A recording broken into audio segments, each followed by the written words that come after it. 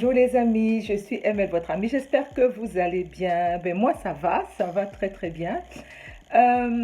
Alors, hier, Ben a fait une vidéo concernant comment nous vivons la distance. Donc, évidemment, on est dans un couple, chacun a sa façon de vivre une situation bien précise. Euh, Déjà, la distance, sachez que on déteste ça. Lui et moi, en tout cas, ça, on a ça en commun. C'est qu'on n'aime pas du tout la relation à distance que nous vivons. Bon, on n'a pas le choix. Déjà, quand on s'est connus, moi, je lui ai fait comprendre que la relation à distance, c'est pas pour moi. Et c'est vrai que ça ne peut pas perdurer. Parce que pour moi, la nature a horreur du vide.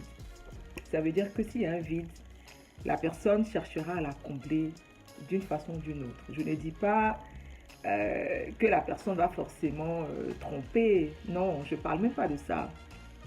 Euh, Ça veut dire qu'il va peut-être se jeter à corps perdu dans son travail, il va peut-être se jeter à corps perdu dans une activité. Ce qui fait que, pour moi, ça c'est ma façon de voir, ça vient un peu affaiblir la relation que vous êtes en train de construire.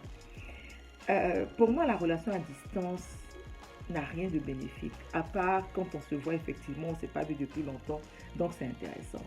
Parce que pour moi, vous ne construisez rien. Imaginez, vous êtes dans la relation à distance, on doit prendre des billets d'avion, ça coûte cher. La personne est là-bas, vous parlez seulement par téléphone, vous ne vivez pas vraiment ensemble. C'est difficile. Moi, pour moi personnellement, c'est pas quelque chose que je peux faire dans la durée. Il faut prendre la décision. Soit c'est le mari qui vient, soit c'est la femme qui va rejoindre. Voilà. Nous, dans notre cas aujourd'hui, comme mes enfants sont petits, enfin, le grand, il est quand même grand, mais il n'est pas encore majeur. Donc, on a décidé que c'était lui qui allait venir. Euh, donc, même si à la base, comme je le dis toujours, il est en Russie, maintenant qu'il est en Côte d'Ivoire, on va faire tout par rapport à la Côte d'Ivoire. Euh, il donnait des conseils effectivement aussi dans sa vidéo qui sont avérés, parce que c'est selon notre expérience.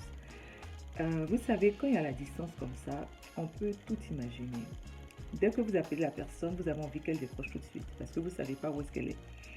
La personne peut vous dire je suis ici alors qu'elle est à un autre endroit, ça on ne peut pas savoir. C'est vrai qu'on passe des appels vidéo, etc. Mais vous ne pouvez pas forcément savoir. Donc, la base, c'est la confiance. Il faut faire confiance à l'autre. Sinon, s'engager dans une relation à distance sans la confiance, c'est suicidaire.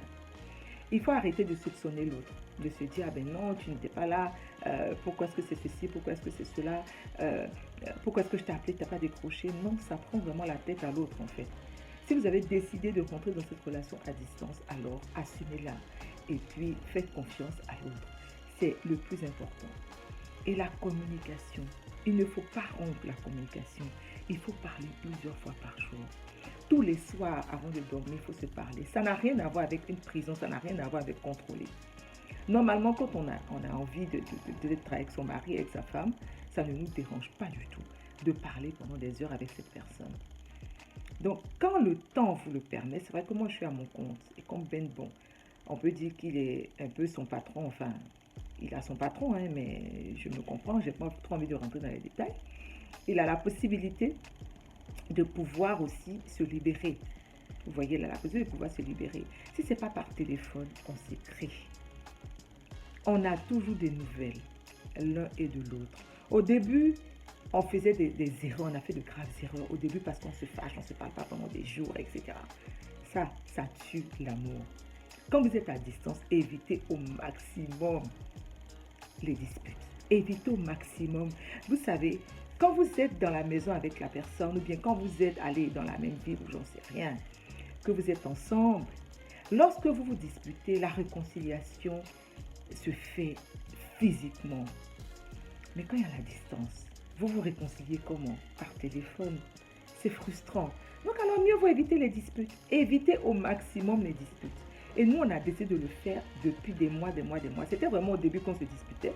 Et on a décidé de ne plus se disputer pour des broutilles. Et qu'on a pris la décision, avec l'aide de Dieu, on y arrive. Donc la distance n'est pas chose aisée, c'est pas facile. Donc il faut avoir certaines bases.